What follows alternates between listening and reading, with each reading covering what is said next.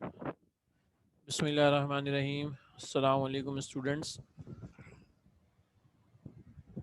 9 class की physics जो है की क्लास स्टार्ट करते हैं। बेटा पिछले लेक्चर में जो है मैंने आप लोगों को जो है वो कुछ न्यूमेरिकल्स कराए थे और साथ में कुछ होमवर्क भी दिया था कि आप लोग जो है वो 10 ईयर में से न्यूमेरिकल्स जो है वो कुछ 1-2 ईयर्स मैंने आपको बताए थे, उनके न्यूमेरिकल्स आप लोगों को ढूंढ के करने थे। चलें जी, आज मज़ीद आगे के कुछ न्यूमेरिकल्स हैं वो कर लेते हैं।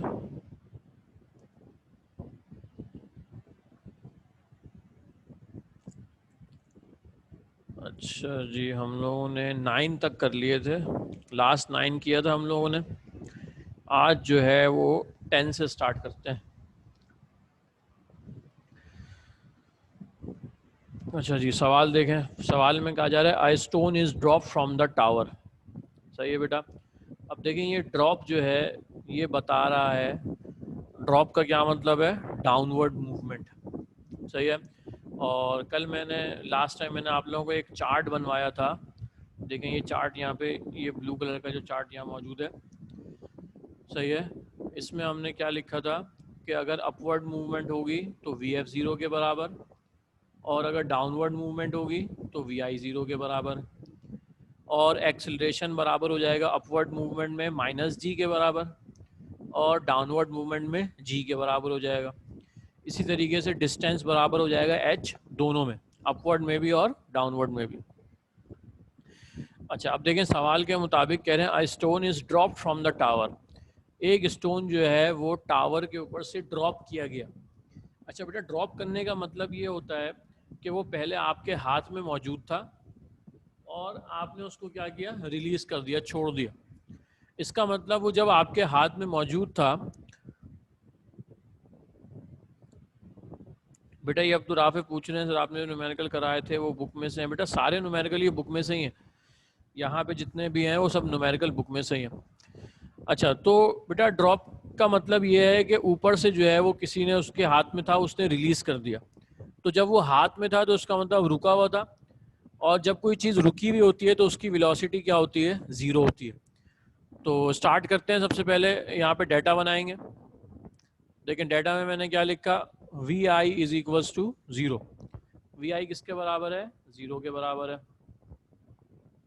अच्छा जी, उसके बाद क्या लिखा, आगे चलते हैं। From the tower and takes 5 seconds. Time given है आपको कितना, t is equals to 5 seconds. Time आपको 5 सेकेंड्स गिवन है to reach the ground. Calculate the height of the tower. आपसे हाइट मालूम करने को कहा जा रहा है। सही है, एच मालूम करने को कहा जा रहा है आपसे।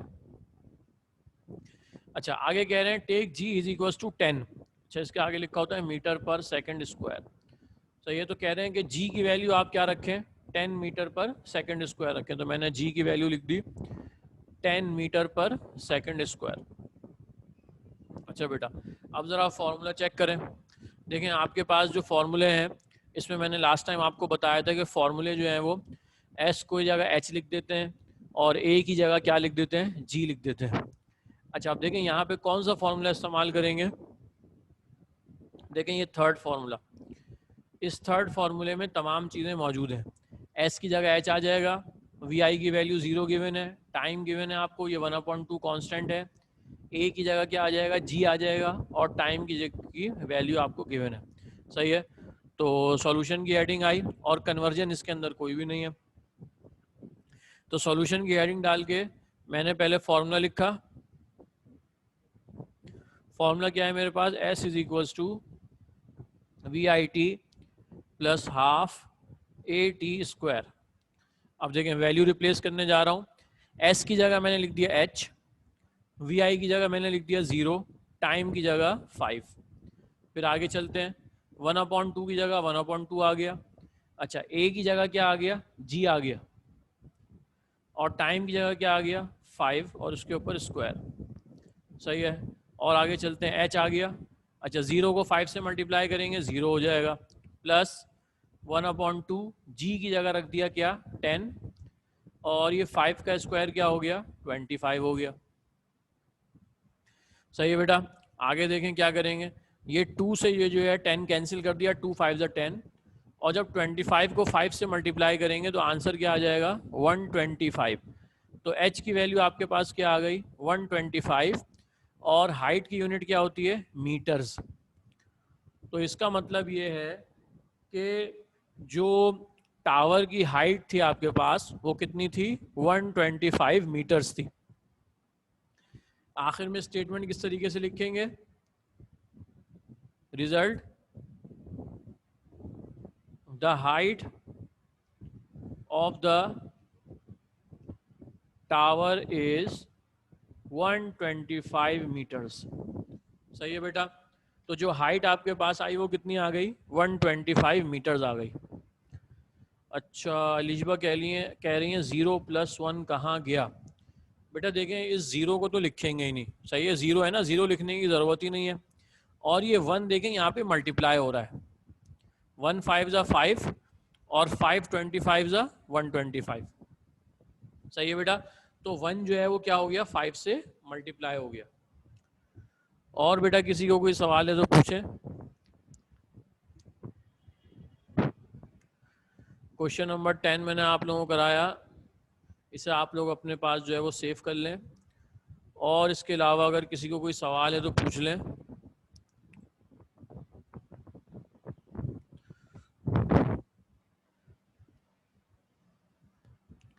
बेटा अलिशबा आपको क्लियर हो गया कि 0 + 1 कहाँ गया। सर सेकंड कॉलम का सेकंड स्टेप दोबारा बता दें प्लीज़। अच्छा बेटा देखें सेकंड कॉलम में सेकंड स्टेप जो है इसमें मैंने क्या किया, देखें एच की एस की जगह एच आ गया, वी आई की जगह मैंने टी लिख दिया। देखें वी आई की जगह सॉरी 0 लिख दिया, वी आई की जगह 0 आ गया। देखें ये वी आई था, इस वी आई की जगह मैंने 0 लिख दिया, टाइम की जगह 5 लिख दिया, 1/2 की जगह 1/2 आ गया। इस a की जगह मैंने क्या लिख दिया g। सही है क्योंकि हमने पढ़ा था कि a बराबर होता है किसके g के।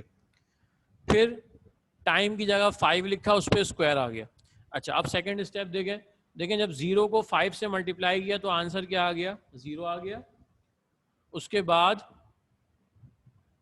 ये 1/2 ऐसे ही लिखा, इस g की जगह मैंने क्या लिख दिया 10 लिख दिया, ये 10 लिखा था g की वैल्यू। और 5 की जगह लिखती, 5 का स्क्वायर क्या हो गया 25। अब देखें ये 2 और ये 10 ये दोनों कट गए, 2 1 2 और 2 5 10, तो ऊपर क्या बच गया 5, और यहाँ पे क्या है 25। अब देखें यहाँ पे तीन चीज़ें मल्टीप्लाई हो रही हैं, ये 1 5 और 25 ये तीनों आपस में क्या हो रहे हैं मल्टीप्लाई हो रहे हैं, और ये 0 तो ख़त्म हो जाएगा, इसको लिखने की ज़रूरत नहीं है। तो जब 5 को 25 से मल्टीप्लाई करेंगे तो आंसर क्या आ जाएगा 125 आ जाएगा। सही है बेटा।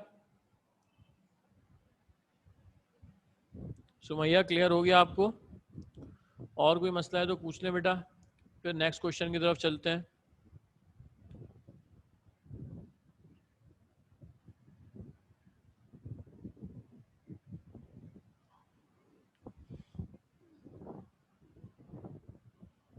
जी अब्दुल राफे क्या पूछ रहे हैं।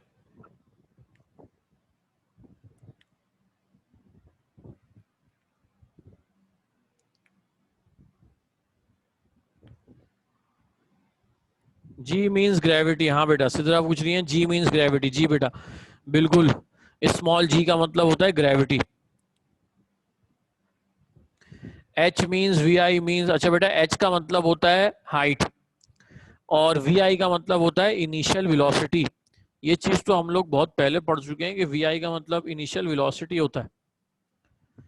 सही बेटा, देखिए वी आई का मतलब होता है इनिशियल वेलोसिटी, सही है, और एच स्टैंड्स फॉर हाइट, और टी का मतलब होता है बेटा time, T stands for time.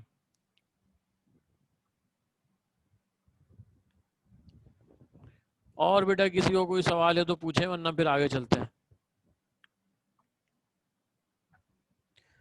H का यूनिट एम है, हाँ बेटा क्योंकि एच और डिस्टेंस एक ही चीज है, सही है, तो डिस्टेंस का यूनिट भी मीटर होता है और हाइट का यूनिट भी आप क्या इस्तेमाल करेंगे मीटर इस्तेमाल करेंगे। अगर कहीं सवाल में आपको हाइट गिवन हो और वो मीटर्स में गिवन ना हो, तो आप लोग क्या करेंगे, पहले उसको मीटर में कन्वर्ट करेंगे फिर सॉल्व करेंगे।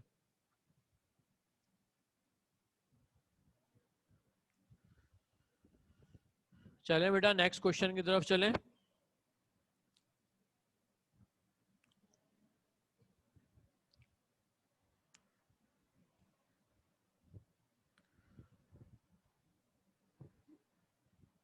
अच्छा जी,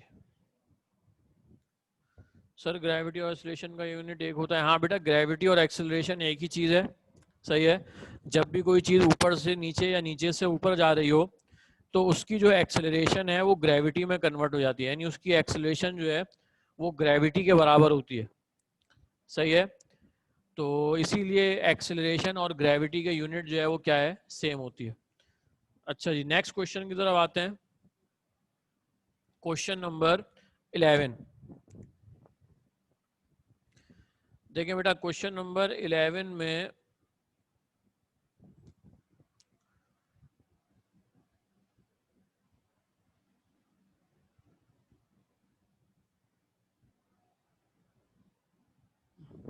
क्वेश्चन नंबर 11 पढ़ते हैं। कह रहे हैं अ boy throws a ball with the velocity of 20 meters per second.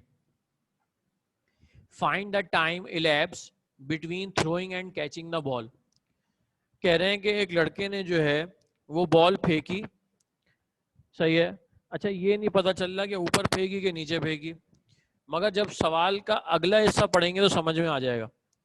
क्योंकि देखें यहाँ पे लिखा हुआ है थ्रोइंग एंड कैचिंग, तो इसका मतलब उसने बॉल कहाँ फेंकी होगी, ऊपर की तरफ फेंकी होगी, सही है बेटा, तभी तो कैच करेगा।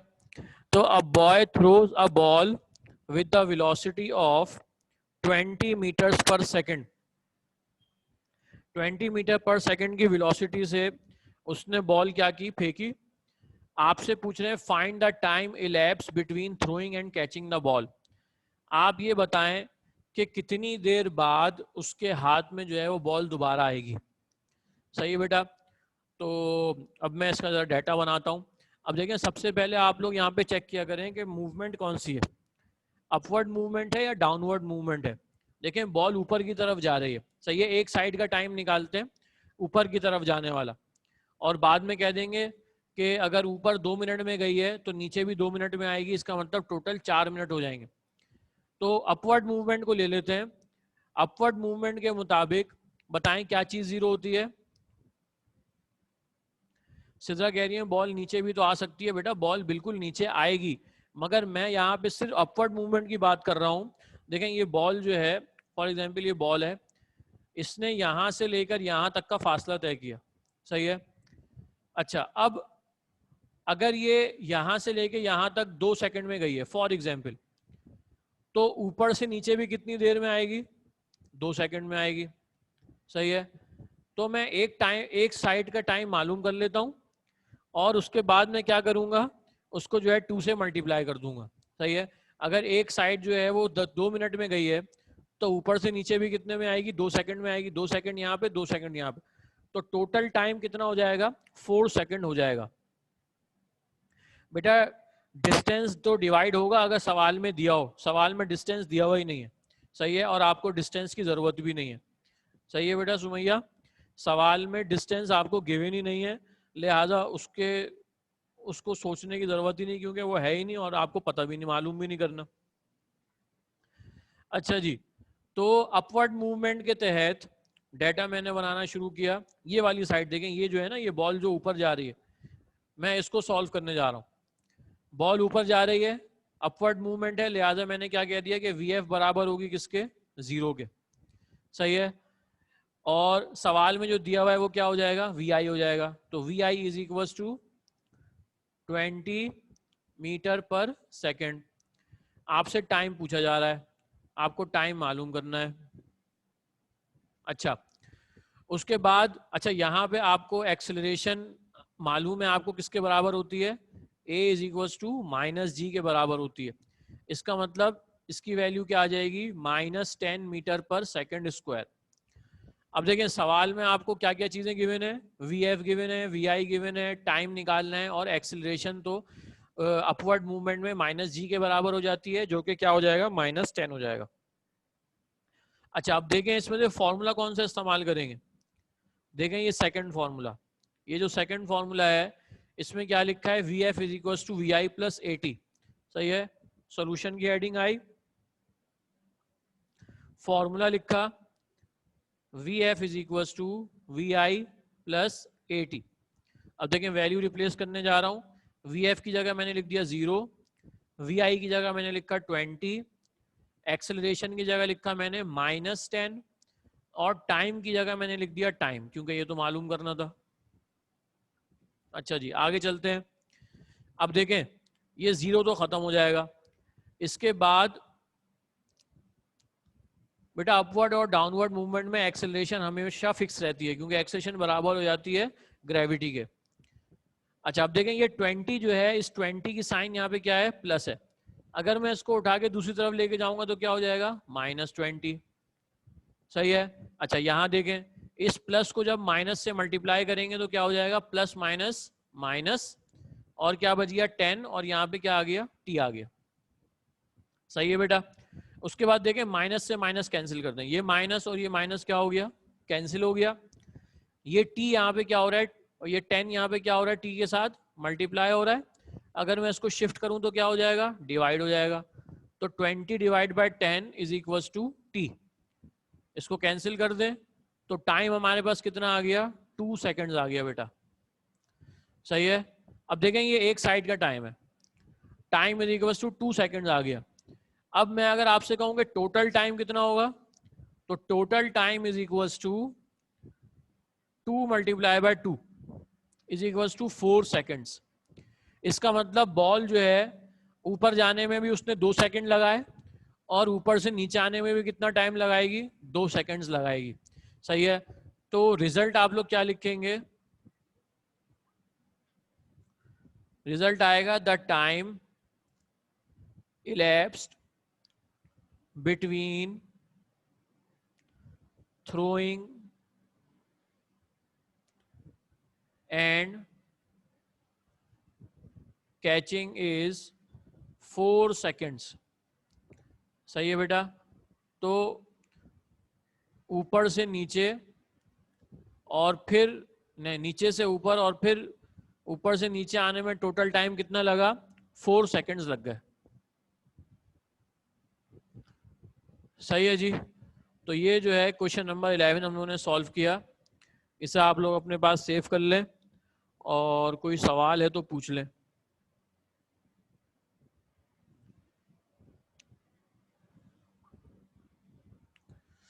हाँ बेटा, किसी को कोई सवाल है इस सवाल के हवाले से, क्वेश्चन नंबर 11 में किसी को कोई सवाल पूछना है तो पूछें, फिर नेक्स्ट क्वेश्चन की तरफ चलते हैं।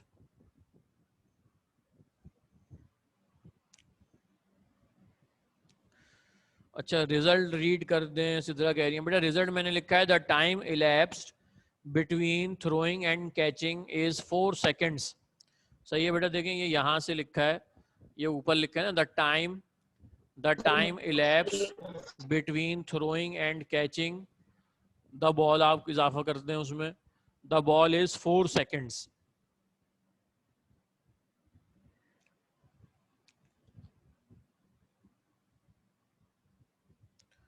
हाँ बेटा अलेशबा, -g इज इक्वल टू -10 है। देखें -g की वैल्यू क्या होगी, -10 होगी, क्योंकि g की वैल्यू क्या होती है, 10 होती है।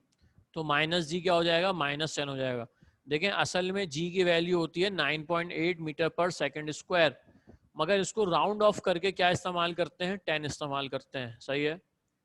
आगे के जो आप लोग लेवल पे जाएंगे फर्स्ट ईयर सेकेंड ईयर में, तो वहाँ पे ज़्यादातर 9.8 इस्तेमाल करेंगे, 10 इस्तेमाल नहीं करेंगे।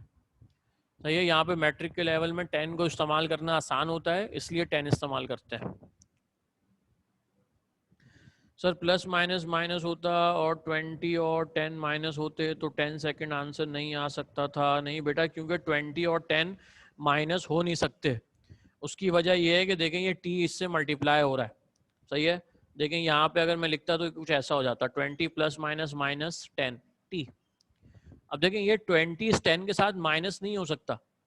उसकी वजह यह है कि यहाँ 10 के साथ क्या मौजूद है, t मौजूद है। सही। तो जब 10 के साथ t मौजूद है तो आप 20 और 10 को सॉल्व नहीं कर सकते। पहले 20 को वहां लेके गए, 20 वहां जाके माइनस हुआ, फिर माइनस से माइनस कैंसिल किया, सही है, और फिर कैंसिल करने के बाद ये माइनस से माइनस जब कैंसिल हो गया तो अब ये 10 यहाँ पे मल्टीप्लाई में था, यहाँ पे आगे क्या हो गया, डिवाइड हो गया, और डिवाइड करने के बाद आंसर क्या आ गया, 2 सेकंड्स आ गया। असल में ये देखा जाता है कि t के साथ, जैसे जिस वेरिएबल की आपको वैल्यू निकालनी है, जैसे यहाँ पे t की वैल्यू निकालनी थी, तो देखा ये जाता है कि ये 10 t के साथ क्या हो रहा है, ये 10 जो है t के साथ मल्टीप्लाई हो रहा है, वहां जाके डिवाइड हो जाएगा, सही है। अच्छा जी, आगे चलते हैं नेक्स्ट क्वेश्चन की तरफ। Question number 12। क्वेश्चन नंबर 12 के अंदर कह रहे हैं A stone is thrown vertically upward, एक पत्थर ऊपर की तरफ फेंका गया। इसका मतलब मूवमेंट कौन सी है आपके पास, अपवर्ड मूवमेंट है, सही है। अपवर्ड या आप ऐसे लिख सकते हैं ताकि आसानी हो जाए। अपवर्ड मूवमेंट में VF बराबर होती है 0 के, with the velocity of 20 metre per second, और वेलोसिटी आपको क्या बताई जा रही है, 20 मीटर पर सेकेंड बताई जा रही है। इसका मतलब VI कितनी आ गई, 20 आ गई। अच्छा, आगे चलते हैं। कह रहे हैं find the maximum height reached. अब यहाँ पे आपको हाइट निकालनी है, S की वैल्यू निकालनी है, सही है। S कह लें या उसको H कह लें, चलें H लिख देते हैं।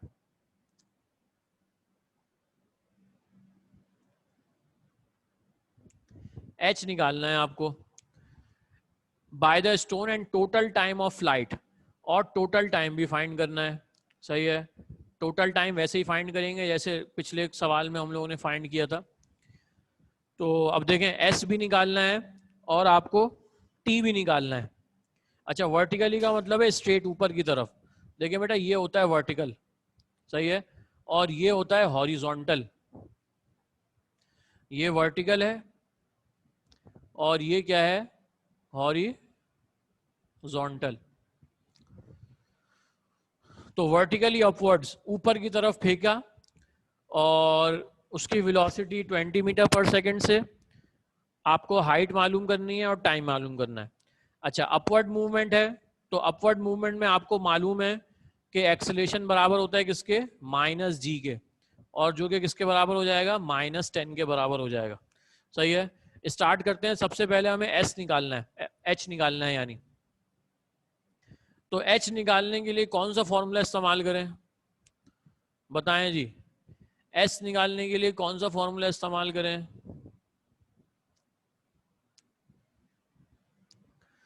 देखें इस फॉर्मूले से भी हो सकता है। ये जो लास्ट फॉर्मूला है 2AS = VF² - VI², सही है। वो तो पहले फॉर्मूले से भी सकता है, मगर वहां पे फिर एवरेज वेलोसिटी निकालनी पड़ेगी। यहाँ पे कर लेते हैं, इससे आसानी से हो जाएगा। तो मैंने लिखा, सॉल्यूशन की हेडिंग आई, फॉर्मूला लिखा, 2AS की जगह मैंने H लिख दिया डायरेक्ट। अच्छा, फिर A की जगह G भी लिख लेते, चलें एक स्टेप बढ़ा लेते। अभी S लिख दिया मैंने, नेक्स्ट स्टेप में उसको चेंज करते हैं। अब देखें, 2 की जगह 2 आ गया, A की जगह मैंने लिख दिया -g, S की जगह मैंने लिख दिया H, VF की जगह लिख दिया 0, माइनस VI की जगह लिख दिया 20 और उसके ऊपर square.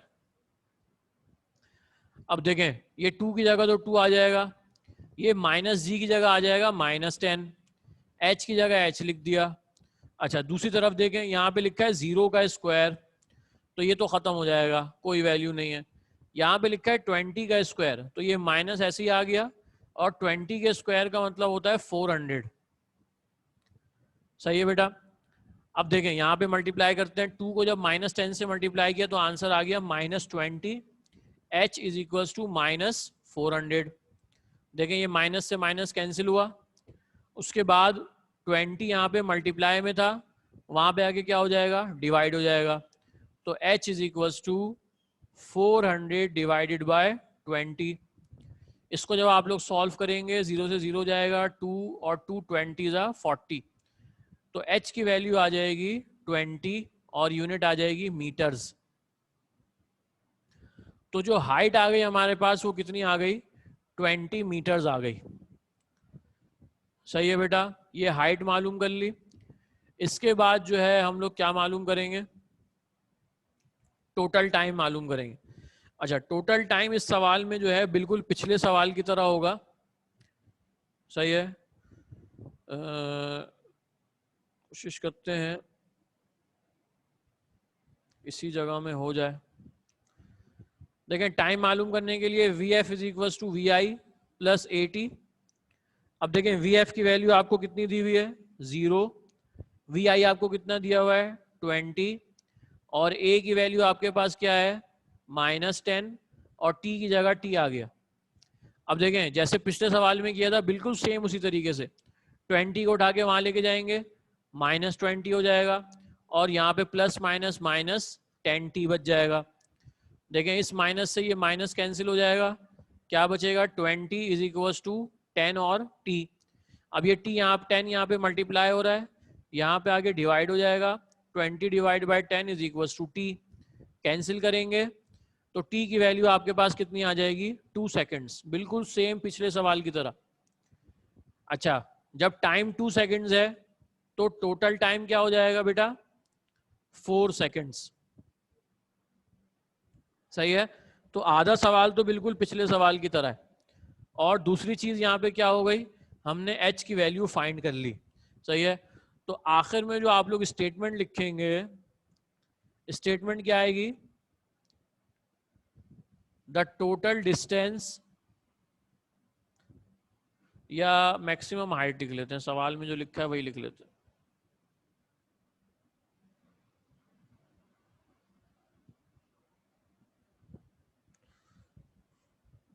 The maximum height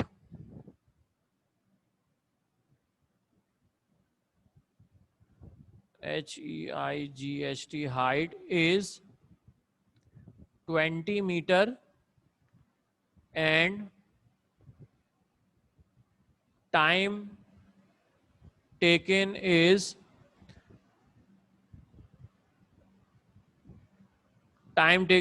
4 seconds। सही है बेटा, तो ये आखिर में ये आपकी स्टेटमेंट आ गई, the maximum height is 20 metres and time taken is 4 seconds. अच्छा, वानिया कह रही है सर टाइम का फिर से बता दें, जब पिछले वाली उसमें देख लें साफ नजर आएगा आपको। देखें जो पिछले वाला सवाल था ये वाला, इसमें जो हमने टाइम निकाला है बिल्कुल वैसे ही टाइम निकालेंगे अगले सवाल, उस सवाल में भी। देखें यहाँ पे टाइम कैसे निकाला था, चेक करें। देखें वी एफ 0 था, वी आई 20 था, टाइम निकालना था ए बराबर था -g के। तो कैसे निकाला, देखें v f is equal to we i plus 80। V f की जगह लिखा 0, वी आई की जगह लिखा 20, ए की जगह -10। सही है, इसको सॉल्व किया, 20 को वहां लेके गए, -20 हो गया। फिर नेक्स्ट स्टेप में आपके पास क्या हो गया, माइनस से माइनस कैंसिल हुआ, 10 को लाके डिवाइड किया, टाइम कितना आ गया, 2 सेकेंड्स आ गया। सही है, और टोटल टाइम जब निकाला तो कितना आ गया, 2 × 2 4 सेकेंड्स आ गया। यानी ऊपर जाने में 2 सेकेंड तो नीचे आने में भी 2 सेकेंड लगेंगे, टोटल टाइम 4 सेकेंड्स। सही है, अब अगला सवाल जो मैंने अभी कराया आपको, क्वेश्चन नंबर 12, उसमें बेटा देखें सारा यही काम किया। यहाँ पे जितना काम है वो सारा इसी चीज के ऊपर है, इसी तरीके से टाइम निकाला है। सही है, अच्छा सिद्रा पूछ रही है कि टोटल टाइम क्यों निकालते हैं। बेटा एक तो सवाल में जब पूछा जाएगा, देखें यहाँ पे क्या लिखा है, total time of flight. Total time of flight का मतलब ये है कि वो जो स्टोन था वो कितनी देर हवा में रहा। बेटा नीचे से ऊपर गया तब भी हवा में था, और ऊपर से नीचे जब आ रहा है जब भी किसमें है, हवा में। सही है, तो टोटल टाइम ऑफ फ्लाइट से मुराद के ऊपर से नीचे और नीचे से ऊपर और ऊपर से नीचे आने में उसने टोटल टाइम कितना लिया। तो इसको निकालने का तरीका यही है, आप लोग क्या करेंगे, उसको डिवाइड कर, उसको टाइम को मल्टीप्लाई कर देंगे किससे, 2 से। सही है बेटा, तो ये क्वेश्चन नंबर 12 हम लोगों ने किया। और इस सवाल में कुछ पूछना है तो पूछें, वरना फिर आगे चलते हैं। सर आपने डाटा में ग्रेविटी कैसे निकाली थी क्वेश्चन में से? बेटा डाटा में ग्रेविटी नहीं निकालनी होती, ग्रेविटी आपको गिवन होती है। ग्रेविटी आप याद रखें, ग्रेविटी की वैल्यू आप कितनी लेंगे हमेशा, ग्रेविटी जो है वो 10 होगी आपके पास, सही है। और सवाल में क्योंकि लिखा हुआ था देखें अपवर्ड मूवमेंट, तो यहां पे देखें मैंने चार्ट बनाया हुआ है एक, इस चार्ट के मुताबिक अपवर्ड मूवमेंट में एक्सेलरेशन बराबर होती है -g के। हर ग्रेविटी वाले क्वेश्चन में टोटल टाइम निकालना जरूरी है? नहीं। जिस सवाल में टोटल टाइम पूछेंगे, जिस सवाल में आपसे टोटल टाइम पूछा जाएगा, सिर्फ उस सवाल में आप टोटल टाइम निकालेंगे। सही है बेटा सिद्रा? जिस सवाल में आपसे टोटल टाइम पूछा जाएगा, सिर्फ उस सवाल में टोटल टाइम निकालेंगे। और अगर आपसे पूछा जाए फाइंड द टाइम टेकन, तो सिर्फ आप जो है, क्वेश्चन 11 में तो नहीं पूछा था। अच्छा चेक करते हैं, ये रहा क्वेश्चन 11। क्वेश्चन 11 में देखें क्या कह रहे हैं, find the time elapse between throwing and catching. सही है, यानी नीचे से फेंका, बॉल ऊपर गई, ऊपर से नीचे आई, तो पूरा टाइम कितना लगा। सही है, तो वो एक ही बात है ना। आपसे टोटल टाइम कह दिया जाए या कह दिया जाए कि नीचे से बॉल ऊपर गई, ऊपर से वापस आई, तो टाइम कितना लगा, तो एक ही चीज है। असल में आप लोग क्या करें, सवाल को पढ़ के समझे। सवाल में कहा जा रहा है, देखें क्वेश्चन नंबर 11 में कहा गया था कि टाइम मालूम करें फेंकने में और कैच करने में। तो फेंकने और कैच करने का मतलब क्या है, बॉल पहले ऊपर जाएगी, उसके बाद ही नीचे आएगी। देखें पहले ये यहां से ऊपर गई है, उसके बाद क्या हुई है, नीचे आई है। पहले ऊपर गई फिर नीचे आई, तो टोटल टाइम यहाँ पे निकाला। सही है। अगले सवाल में इसी को, इन्हीं अल्फाज को चेंज करके कह रहे हैं टोटल टाइम ऑफ फ्लाइट। सही है जी। आगे चलें क्वेश्चन नंबर 13 की तरफ। ये इस बुक का जो है वो आखिरी सवाल है। अब देखें इस सवाल में आपसे टाइम, अभी आपको जरा क्लियर हो जाएगी ये सवाल। सही है बेटा सिद्रा? ये सवाल देखें, इसमें आपके कुछ कॉन्सेप्ट और मजीद क्लियर हो जाएंगे। कह रहे हैं a stone is drop from a height of 40 metres. एक स्टोन को जो है वो 40 मीटर की हाइट से ड्रॉप किया गया। तो डेटा बनाते हैं। सबसे पहले क्या लिखेंगे, अब देखें ड्रॉप किया गया, ड्रॉप का मतलब डाउनवर्ड मूवमेंट है, डाउनवर्ड है। सही है, तो डाउनवर्ड मूवमेंट में क्या चीज जीरो होती है, वी आई जीरो होती है। वी आई, जब भी आपसे कहा जाए ड्रॉप, तो ड्रॉप का क्या मतलब होगा बेटा, कि वो पत्थर पहले हाथ में रुका हुआ था और उसको छोड़ा गया, तो वी आई कितनी हो गई, जीरो। उसके बाद हाइट बता रहे हैं 40 metres, h is equal to 40 metres. फिर आगे कहा जा रहा है how much time it will take to reach the ground, कितनी देर में वो जमीन पे पहुंचा। अब देखें एक साइड का टाइम मालूम करने को कह रहे हैं। देखें फॉर एग्जांपल यहां से फेंका गया पत्थर, सही है, ये पत्थर नीचे आया और यहाँ पे आके जमीन पे गिर गया। अब आपसे पूछ रहे हैं कि यहां से लेकर, ये ऊपर से लेकर यहां तक कितनी देर में पहुंचा। इसका मतलब एक साइड का टाइम पूछ रहे हैं आपसे, तो अब आपको सिर्फ टी निकालना है। अब यहाँ पे टोटल टाइम नहीं निकालेंगे, सही है, टाइम को प्लस नहीं करेंगे, सिर्फ क्या निकालेंगे, टी निकालेंगे। अच्छा, how much time will it take to reach the ground and with what velocity it strikes the ground, और उसने किस वेलोसिटी से जो है वो ग्राउंड को क्या किया, हिट किया। तो वी आई तो देखें जीरो हो चुकी है, इसका मतलब क्या निकालनी है, वी एफ निकालनी है। सही है। अच्छा, क्योंकि डाउनवर्ड मूवमेंट है तो एक्सेलरेशन बराबर हो जाएगी जी के, जिसे हम क्या रखेंगे, 10 रख लेंगे, 10 मीटर पर सेकंड स्क्वायर। अब देखें सवाल में दो चीजें निकालनी है, एक आपको टाइम निकालना है और दूसरा आपको क्या निकालना है, वी एफ निकालना है। सही है। अच्छा जी, तो स्टार्ट करते हैं। टाइम कैसे निकालेंगे, देखें टाइम निकालने के लिए कौन सा फॉर्मूला इस्तेमाल करेंगे, टाइम आ जाए आपके पास। देखें जरा बराबर में जो 4 फॉर्मूले हैं, इनमें कौन सा फॉर्मूला इस्तेमाल किया जाए कि टाइम आ जाए।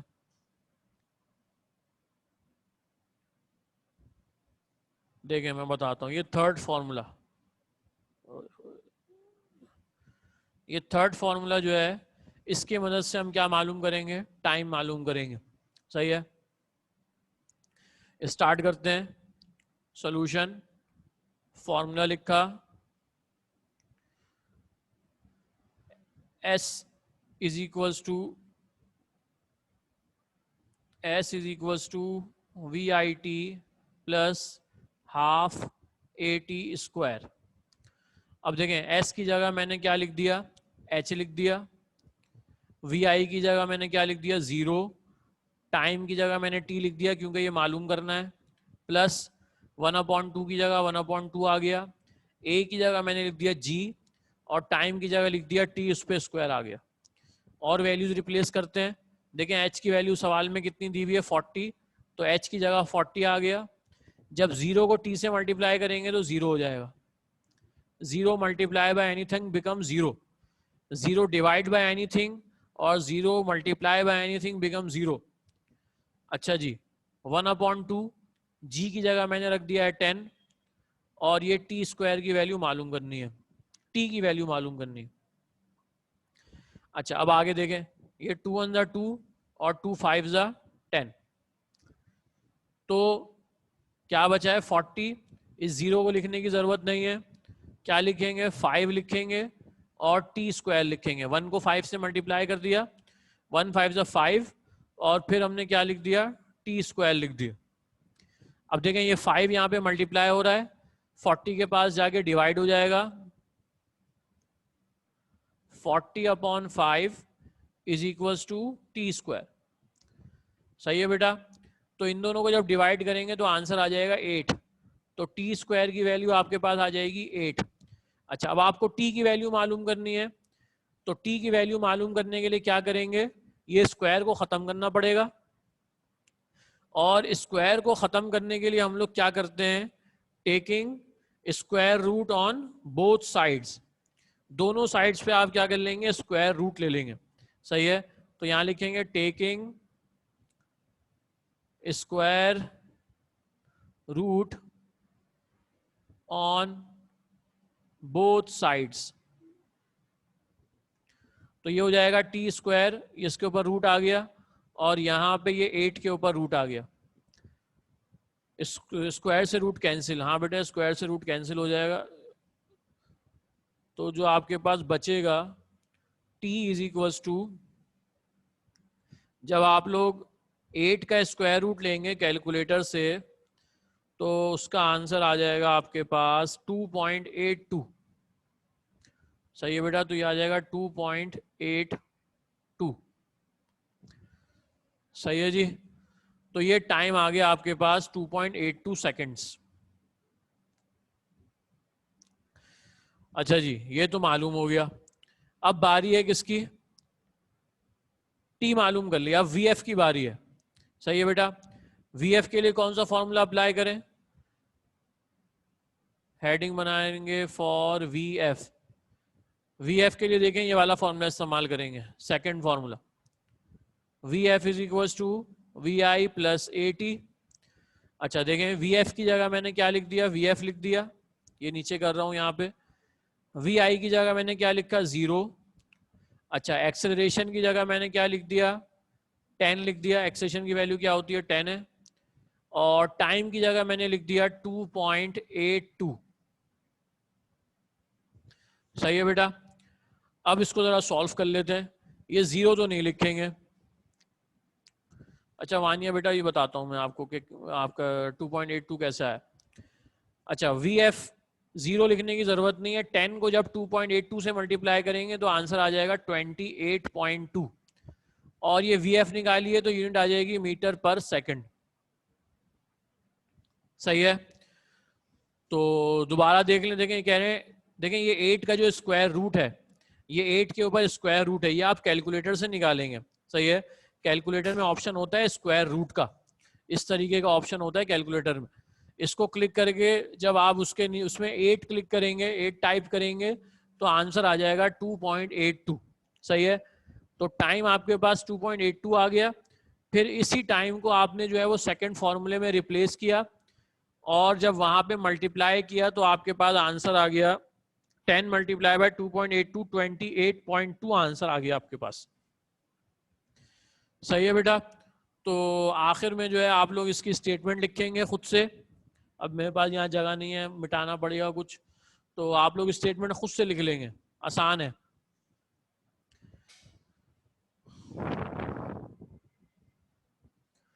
इस सवाल को बेटा अपने पास सेव कर लें। ये आखिरी सवाल था हम लोगों का। इसके बाद जो है वो इसमें कुछ पूछना है तो बेटा पूछ लें, फिर आगे कुछ सवालात जो है मैंने 10 ईयर में से निकाले हैं। 3 सवाल हैं वो मैं आपके साथ शेयर करूंगा और आप लोग सॉल्व करके मुझे उसका आंसर बताएंगे।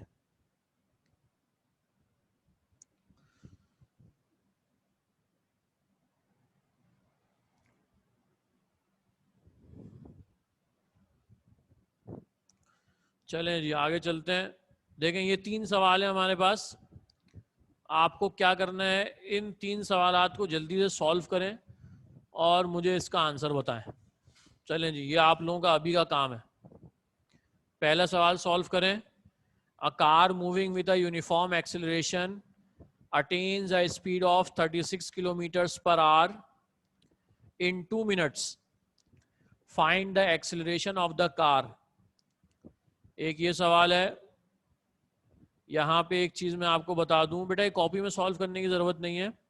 ये 3 सवालात जो हैं वो आपके समझ लें रफ में कर लीजिएगा आप लोग। यहाँ पे पहले सवाल में यूनिफॉर्म एक्सेलरेशन का मतलब होता है बेटा v I is equal to 0।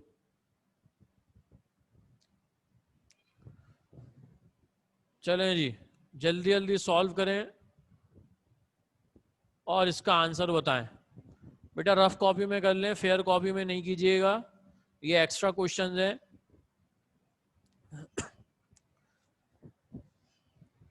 Fair copy में आप लोग जो है वो 13 क्वेश्चंस करेंगे, 1 से लेके 13 तक जो मैंने आपको कराया वो सारे करेंगे। बाकी ये जो 3 सवाल आपके सामने हैं ये आपके सिर्फ प्रैक्टिस के हैं, ये आप लोग रफ में करेंगे।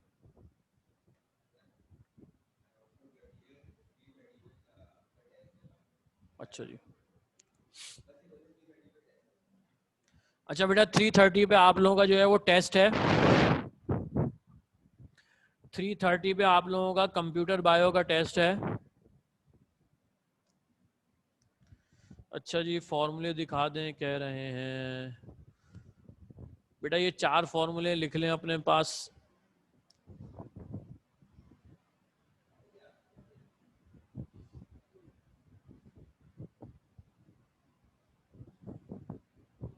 लिख देता हूं।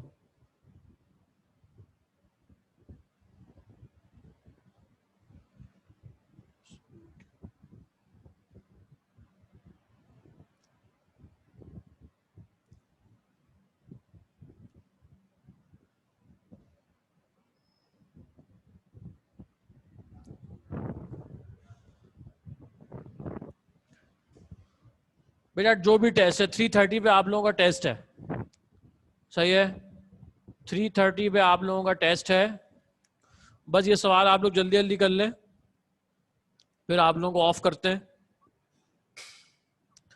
या आप लोग एक काम करें, इस सवाल को जो है अपने पास जो है इसका स्क्रीनशॉट ले लें, आप लोग जो है वो इसको बाद में सॉल्व कर लीजिएगा, सही है। ये आप लोगों का होमवर्क हो जाएगा। 3 क्वेश्चन जो हैं ये आप लोगों के होमवर्क है। चलें ये आप लोगों का आज का होमवर्क है, सही है बेटा। और जो है उम्मीद ये है कि आज हमारी जो है वो ऑनलाइन की आखिरी क्लास है, तो लिहाजा जो है अब आप लोग जब स्कूल आएंगे तो इंशाल्लाह स्कूल में जो है वो आपको आगे का हिस्सा जो है वो पढ़ाया जाएगा, सही है बेटा। चलें जी क्लास ऑफ करते हैं, आप लोग अपना टेस्ट का रिवाइज कर लें। अच्छा जी सुमैया जज़ाकल्लाह, मैंने अपनी तरफ से पूरी कोशिश की। बेटा स्कूल में मैं नहीं होऊंगा, स्कूल में इंशाल्लाह आपको एक बहुत अच्छे से सर पढ़ाएंगे, सर फरजान। जी अरीशा क्या कह रही हैं, जल्दी से पूछ लें। अच्छा सुमैया कह रही है स्टडीड वेल। बेटा स्टडीड नहीं, टीच वेल होना चाहिए, है ना सुमैया। हाँ बेटा इंग्लिश का ही टेस्ट है, वो मैंने गलती से कंप्यूटर बायो कह दिया था, इंग्लिश का ही टेस्ट।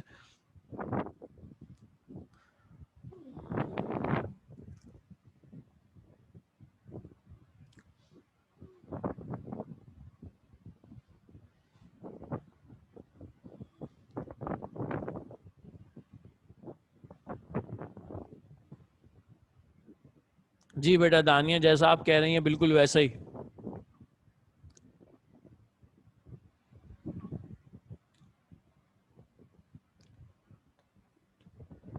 कोई बात नहीं बेटा सुमैया। चलें जी, अल्लाह हाफिज।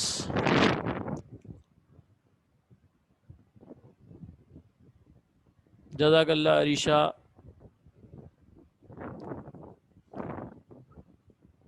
मुझे भी आप लोगों को पढ़ा के बहुत अच्छा लगा।